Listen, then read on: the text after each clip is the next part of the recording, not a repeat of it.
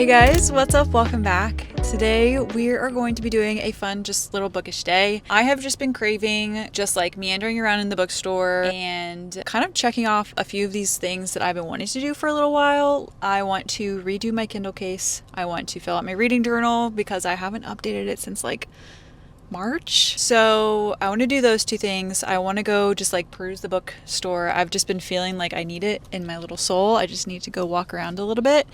And then I also want to redo my TBR jar and add in some more prompts and just like completely like redo it, because I feel like I've just been picking like the same prompts over and over again, and I'm just like feeling like we need a little bit of a refresh. So I'm going to be doing that today, and I thought it would be fun to just take you guys along with me. I actually have already gone thrifting. I met up with my friend, so I didn't get a lot of videos of that, but I was kind of like thrifting for a new TBR jar, and I didn't really find anything that I liked, but I did get a few things at the thrift store that I'm very excited about, so maybe I'll just like throw in a little thrift haul in this video. So that was number one on my to-do list, and then I wanted to stop by Barnes & Noble because this one specifically I don't get to come to a lot, and it was kind of like in the area that we were in, and this one usually has a lot of like indie books on the shelves, so I wanted to just like see what they have. So yeah, just come along with me. We're gonna go ahead and just start with Barnes & Noble, and then I'll throw in the thrift videos that I did get in here. We'll do a thrift haul later, and I hope you enjoy.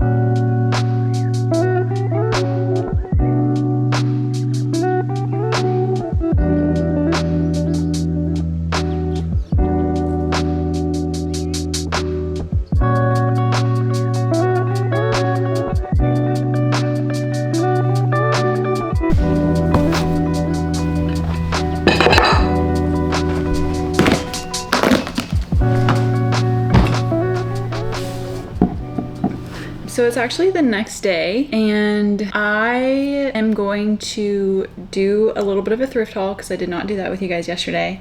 I'm gonna show you the books that I bought at Barnes, and then we are going to make a new TBR jar. I've been wanting to make a new one for a while, and I've just honestly been waiting to like thrift a good jar, and then I realized that I've actually had this jar all along, and I think it's just so cute.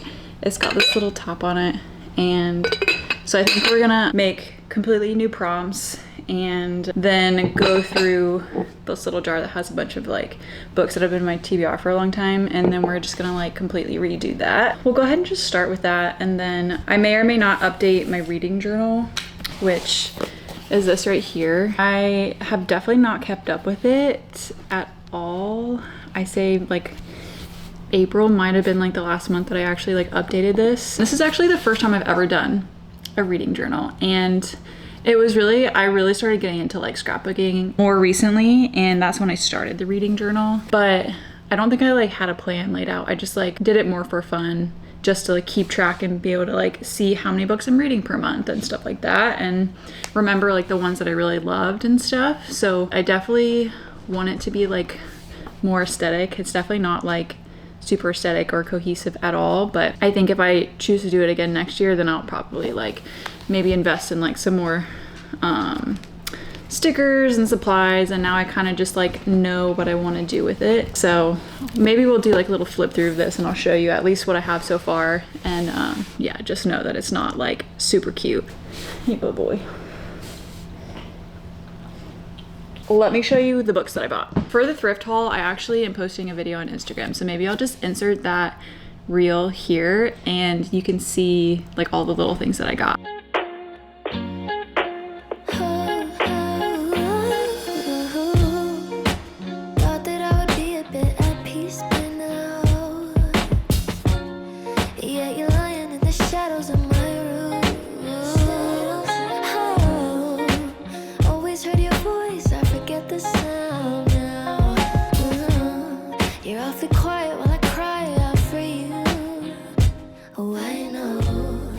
So yeah, I was very excited, especially that little stool. I'll probably put a plant on that. I just don't know where I'm gonna put it in my house yet because it's pretty small, and I wanna find like a really good spot for it. The books that I bought at Barnes, I just got 2, and the first one I was kind of like planning on buying, but to be honest, I just keep forgetting about this book until I see it in person.